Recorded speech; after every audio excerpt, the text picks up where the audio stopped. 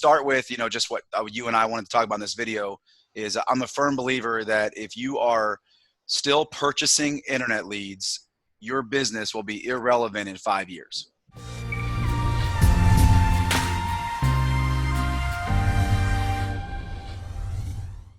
All right, guys, Justin Brock here, Medicare Gurus, and I'm sitting down today with one of the speakers we have at the Medicare Gurus Mastermind. He's been on here before, and I'm super excited. He's one of the most exciting guys to be because he brings several years of inception to fame, we'll say, in the Medicare industry for bringing a call center up full speed in a relatively short amount of time.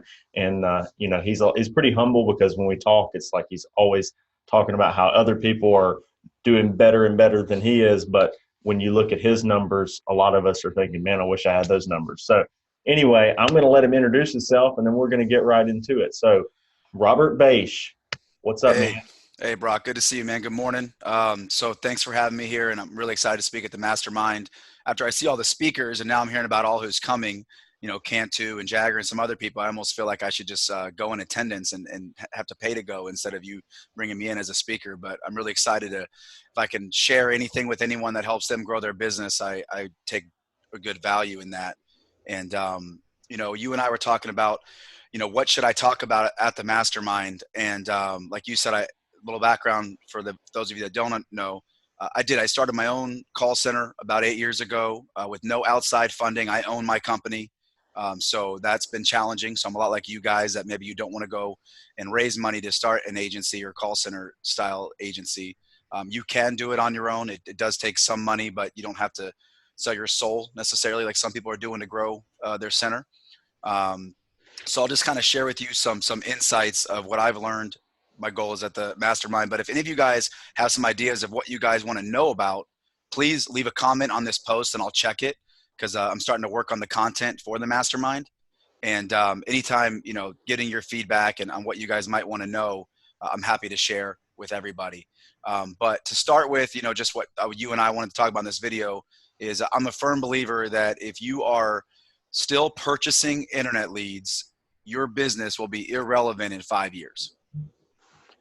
And that is something that I've really come to realize, and I wish somebody would have told me sooner, because what you're seeing, and Brock, I think you see this too, people that are buying leads, it's not that the vendors are giving the worst leads on purpose to smaller buyers. It's just how it works, because the people that you're competing with that are buying leads online are the companies that are already generating their own, but they need more leads to feed the agents as they grow. So they're buying third-party leads. Well, they're very sophisticated how they purchase and distribute their leads. These big call centers, Health Plan One, Transact, Spring, some other ones that are out there, they have huge teams that will profile their agents and profile a lead, and they will distribute those leads to those agents based on, let's say Agent Sue converts a Texas lead higher than Agent Joe, but a male from 68 to 72, she's better at. And maybe a female 76 to 81, Joe's better at. They do distribute their leads that way. They have an agent profile internally. That's also how they purchase leads too. So think about that. If you're an average agent that's just trying to spend $400 or $500 a day on leads, and you're buying from any of the lead vendors, keep in mind that you're competing with these teams that are very sophisticated and willing to bid more and less on certain leads. And so I think a lot of agents that are smaller, they go through these different lead vendors and they say, oh, this lead vendor sucks or this lead vendor sucks. And it's not that lead vendor sucks. It's just that you're buying the bottom of the barrel leads because other people are coming in and buying the better ones. Yes. So, and your process to work those leads is less sophisticated than the people that are able to work them more effectively. Some of these guys that are buying them and still hard dialing on a phone and stuff, you don't have the algorithm built into the call pattern. You don't have the local pulse marketing presence where you're like making it, with a phone number that's more likely to get answered, and all the little things that at the call center level, so many people are doing so many things. And like you're talking about, getting into even distributing the lead to the specific agent that works that hyper targeted demographic the best, the female, the 68 to 75 in West Texas, is better than, and it's crazy to me that they're doing that. But I mean, I could see it because, when you talk to some of these guys, some of the guys running these big call centers and on their executive team are some of the smartest people I've ever met. So,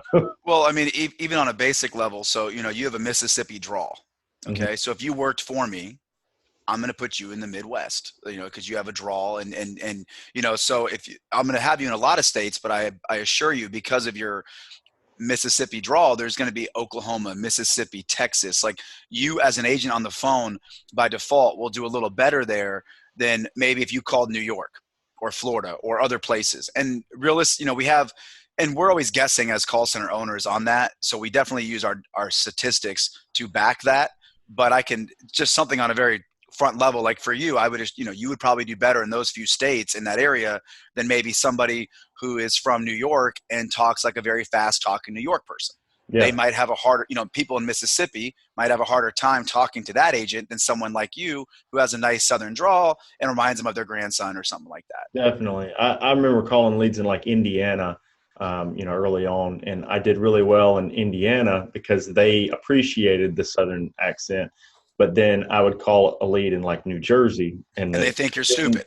they just idiot. And I'm Why you like, talk so slow? yeah, people from New Jersey calling Mississippi, they're just going to think they're crooked and trying to sell them something, which Right. none of that's true. It's just all perception, but it matters. Well, So, sales is psychology, right? Just yeah. like, it's same thing with, so, something like that. So I definitely want to talk to people about generating leads. I think that's where to go.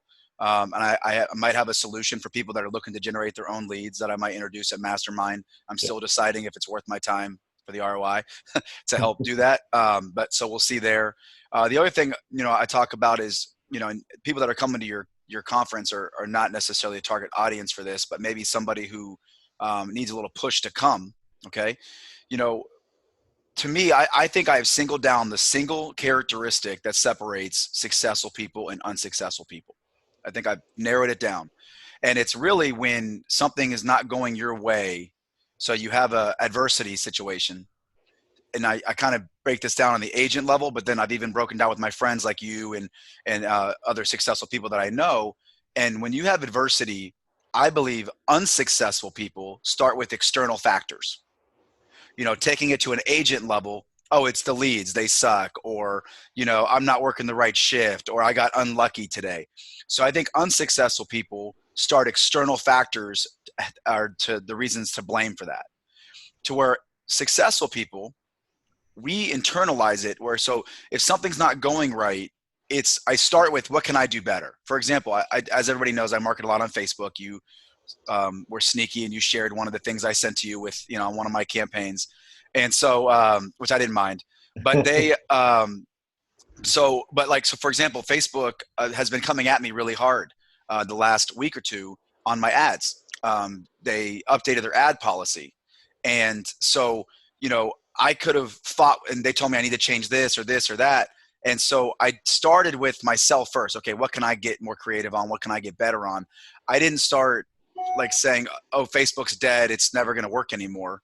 I just, you start with yourself, or as an agent, that agent next to me has that many sales, or even people that are watching this. Well, Brock, he has this successful agency, or, Bache has his agency and other people. And you can say, well, they were lucky, or they did this, or they did that, instead of saying, I can do it and let me learn and get into it. And I believe I can do it. And then when things go wrong, I'm sure you've been late at night up there trying to figure out lead gen or making a training manual, or, like when I have an unsuccessful agent, I'm very guilty of keeping people too long.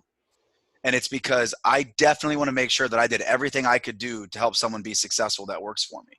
And so I've gone back. And so when I have an agent that's struggling, and I'm meeting with my sales manager and supervisors, not to call anybody out, but a lot of times they'll say, well, that agent's just not good.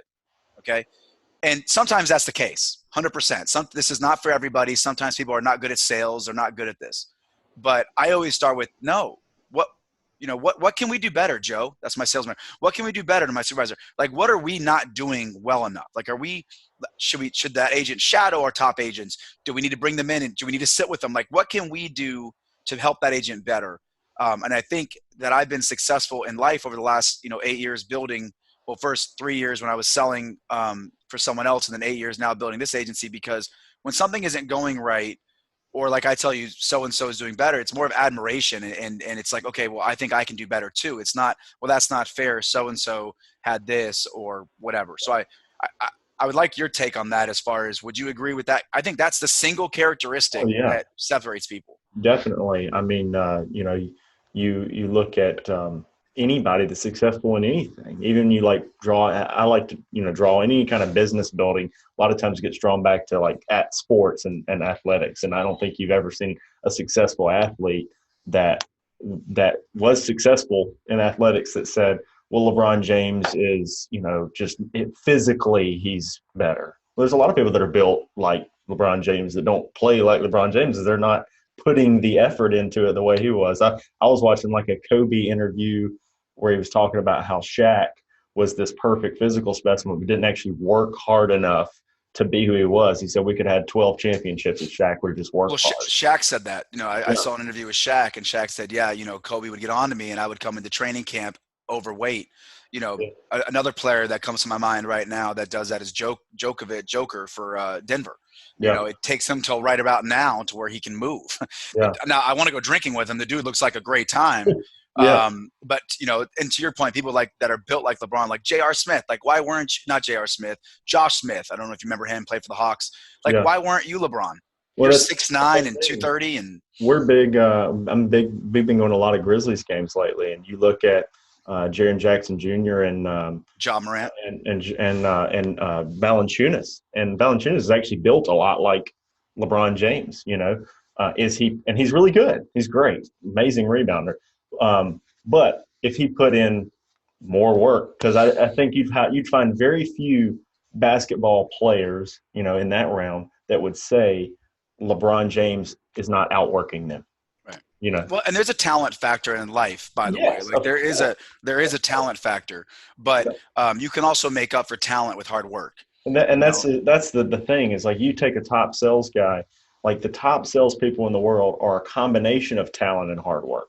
I agree. You can take somebody with low talent in that field that works hard and can do just as good as a really talented guy who doesn't work hard enough. So you can't outwork it. Now, if you take a talented guy who really works his ass off and puts all his effort into it, then you have a LeBron or a Brock or people that are successful. And whatever that field is, they're going to dominate. So bringing this back to like just the industry and stuff and business. Yeah, I'm a big fan of, I follow Gary Vee online, and there's some things I love about him, and there's some things I think that he says are just, a little bit. But but anybody, by the way, you could follow Brock, you could follow, you're never going to agree with what everybody, what you're not going to agree with everything what somebody says, right? And that's okay. You can still take things away. And a takeaway that I have from Gary Vee, which I really like, is there's no barrier to entry anymore. Mm-hmm. Like, there's just not. Like, I always say I could not have started my agency if I didn't play video games growing up, and I mean it. Because I built my website originally. I learned a CRM on the front and the back end, and a lot of it was just a video game. I learned YouTube marketing. I learned Google and PPC. I learned Facebook, and a lot of it was just, you dedicate the time and the money to try it. And a lot of it to me was like a video game. And to bring it to full circle, when you told me like Cantu is coming to your event, I mean, I've spent some time with that dude. I mean, for those of you guys that don't know, are we allowed to say what he did, or? I mean, I don't know. I think so. Well, I won't say the company, specifics. But he's the GOAT. I mean, he was selling Medicare over the phone when it was paper applications, 15 years ago. And he built a very successful company and sold to a publicly traded company. And he's not that old, and he's chilling right now. And he's also the smartest guy. You can spend 15, 20 minutes with him. He's but one thing you'll notice is, as well as he did on his deal, the type of person that he is, he's coming to the conference. He calls me up, and I mean, honestly, I kept telling him, he called me up and was like, do you care if I come? I want to stay sharp, because one of these days I might want to start another business in the realm or whatever. I don't know what his aspirations are, but he says he wants to stay sharp and involved. And then he goes and pays full price for a ticket, which I would have told him to come because I want him there. I mean, he brings that much value. Of course, he's got plenty of money right now, I guess. But but he, when he, is still trying to stay sharp because he's that kind of guy that just enjoys the build so much. And I think that's something that, people that are like, saying, well, I want to, spend that time, that weekend, that conference with my family and blah, blah, blah. And that's great. I do too. I want to spend plenty of time with my family and more, but people need to know that it's that type of person that becomes obsessed with the climb or the goal that are successful. You have to be a little bit obsessed with your business, or, and if you don't want to be, and you just want to be a mediocre, mid-level agent, we're probably going to have some people like that at the mastermind as well. But I think that a lot of people are trying to get to where Robert Bache is, or where Richard Cantu got, or all these different places. And you're not going to do that without getting around the right people, learning, what they learn. I remember like the first time I met you, I picked up stuff about, Facebook marketing that helped us out just in general conversation. It's not like you went and said, here's all my ads, just go copy them. It was just general, connections. And so many of, going to things that we won or were invited to or paid to go or whatever, we've picked up so much information along the way and so many connections, and it's been awesome. And that's what I wanted the mastermind to be, very specific, and to maybe target some of the agents or agency owners that haven't been privileged to those things. Well, let's talk about how you and I how we met and how we have these conversations with all these top people. And it's because we're all top producers. Yeah. So I know this just clicked. I would not have met you if you were not a top producer and I was not a top producer. I would not have met Cantu and these other people that are very successful. But where do we meet each other and how do we become friends? Well, we get to travel the world 4 or 5, 6 times a year on these carrier trips. Mm-hmm. And to your point, we're all obsessed with our business. And then, so on a lot of these trips, and this, I got a feeling your event, well, it's the first one. So, don't know what to expect. But by the way, a lot of these conversations, like what you and I talked, we're drinking some whiskey at a bar after the event, and we're buzzed, and we're probably oversharing about our business with each other. There's a lot of oversharing. Yeah, it's like, oh man, maybe I shouldn't have, told him, how to target or this or that. Yeah. But then you realize, like, what you're doing has had no negative effect. It's only had a positive effect on me on the personal level, even on a business level. Stuff that we've shared, I feel like, and I don't know about you specifically, but there's plenty of people that I've been out there sharing things with that I'm sure that they were like, that makes sense. I remember talking about, when we were talking about Facebook ads, like the second or third time we were together, there was another guy that was there talking, and I was like, yeah, we're using Facebook, but we're using it in a local vicinity.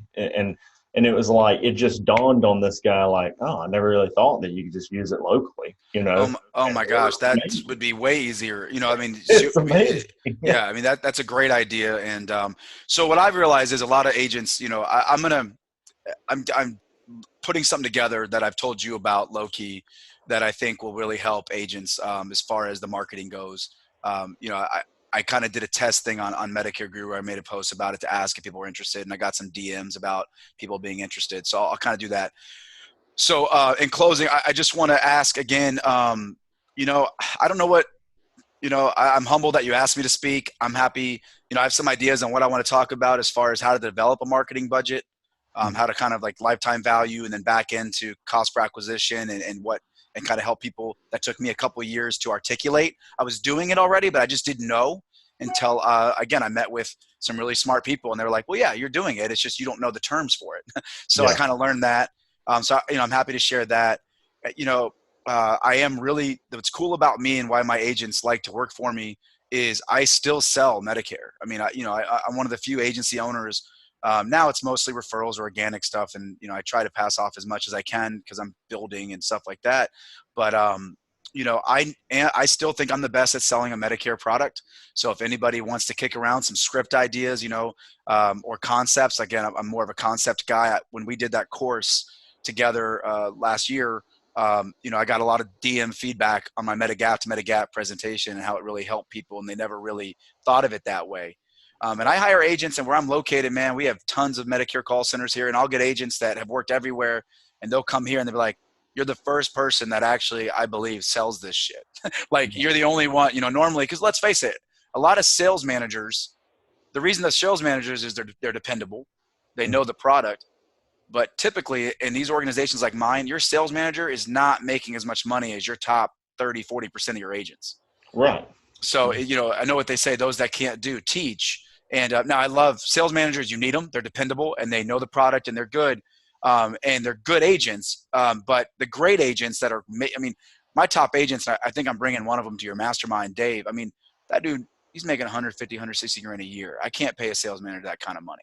You know what I mean? And so, what people respect about me, full circle, is when I actually I have sold 1,200 policies by myself. I have been Mutual Omaha's single top producer, and that's not LOAs selling under me. That's my number, me writing myself.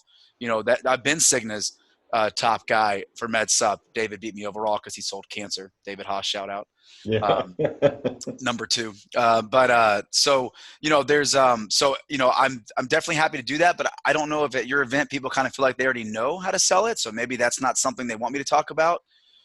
So I would love some feedback, some comments and stuff on what people want to know about what I do and how I could help them get there, I guess. So please leave some comments, guys.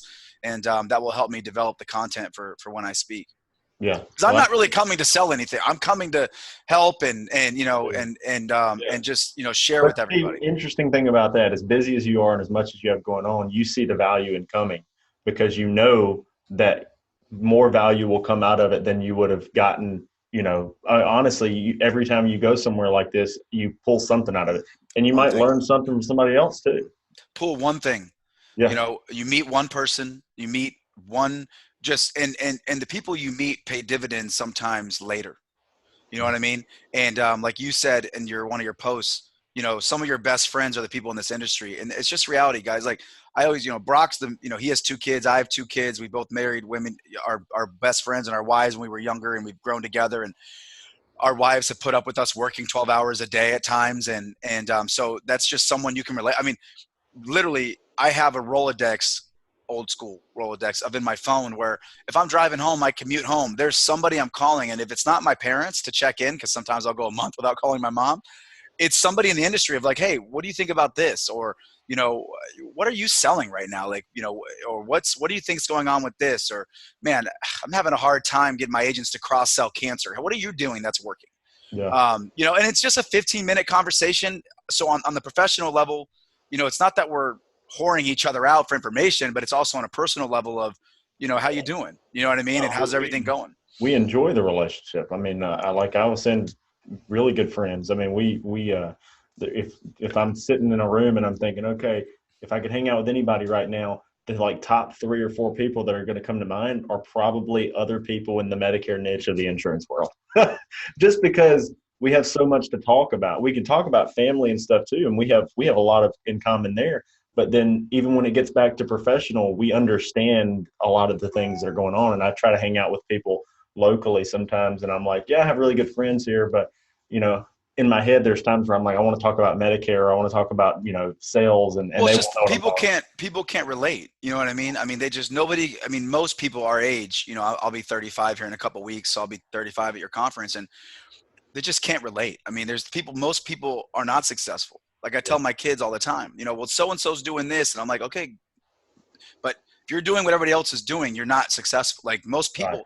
So, most people are like that. That's not to hurt anyone's feelings. I know Gary Vee says everybody can be successful. No, not everybody is made to be successful. They're just not. Everybody has the potential, babe, but everybody doesn't want it bad enough to do what it takes. No, you and I get migraines, and we talk about it all the time. And it's because we don't take care of our bodies. We work our tail off during AEP. And then we usually have a couple migraines right after AEP just because we tell our bodies all during AEP, you can't have one right now. Yeah. And then as soon as we let up, it's like, oh man, I need like a week just to recover. Yeah. And it's because you're going, balls to the walls, and that's not for everybody. And I think, and not to overly promote your event, but because you don't have to come to this event to be, that's not a telling sign that you don't want to be successful. There's other events, right. But it's a sign. Again, you're going to learn something in this conference that's going to be a takeaway. That's going to help you be successful, whether you're a local agent or call center guy or an agent that works at a different call center and you're looking at going on your own. I mean, that's what I was. I worked at Transact for 3 years, and I said, you know what? I like what I'm doing. I'm making good money, but my shot to be a millionaire is if I go on my own. The last thing I'll say is I literally remember my wife was 6 months pregnant with our second son, and I was thinking about going on my own. And I was making 150 grand a year at 25, 24 years old. That's really good money. And my brother is a super successful attorney. He's my twin brother. He's awesome. When we get drunk, we argue over who's worth more because he has more cash, but I have maybe a higher net worth. So that's good fights. But I remember, and he's got an MBA and a lawyer, and I did college, but I was working, and so I didn't get a master's or anything like that. But I remember driving up, and we went to the gym, and I was in my driveway, and my brother literally said to me, and if I ever write a book, this will be what motivated me to do it. He literally looked at me because I was sitting, he said, and I was like, man, I really think I got to go on my own. This was on a Thursday night. And he said to me, he goes, Bob, you're not that smart, man. If you think this is your shot to be a millionaire, you better do it. And I swear to God, I was like, all right, dude, that's all I needed, man. And so I literally went in, and my wife and I were supposed to go on vacation that following week, and with her parents. And I went in, I told her that Thursday night, 10 o'clock after getting back, and she was asleep, and I woke her up because I was just ready. And I said, hey babe, I'm going to quit tomorrow. Tears. Like, Yeah. What do you mean? How are you going to do that? How are we going to, and I was like, I have to do it. I have to bet on myself. I have to try this. Yeah. And I literally, that's how it happened. And so I went in, and I was nervous, man. I was making good money. I was young, and I went in, and they tried to throw me more money to stay. And it really wasn't about the money. It was just about me fulfilling my potential, me trying it. The autonomy.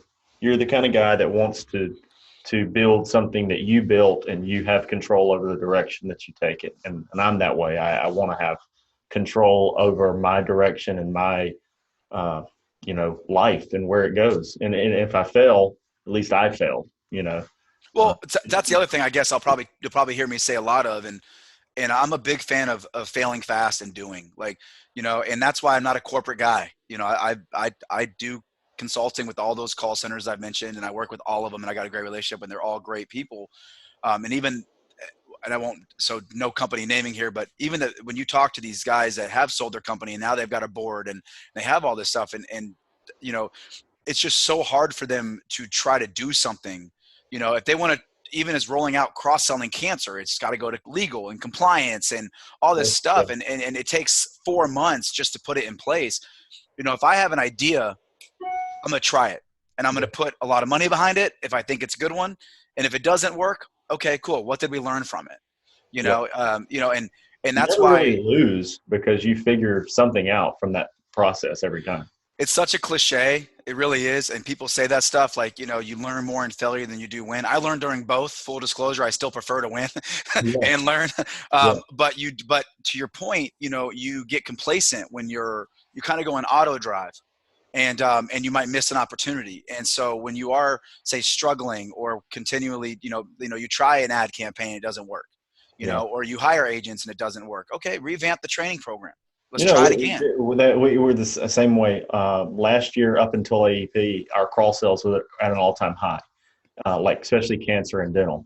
And they kind of fell off during AEP because we were so busy. And now I'm having to kind of go back and be like, how can I get them back on track? So, but anyway, man, I really appreciate you sitting down with me. I'm so excited. I think you always undersell yourself, but like people are going to get a ton out of whatever you end up, bringing.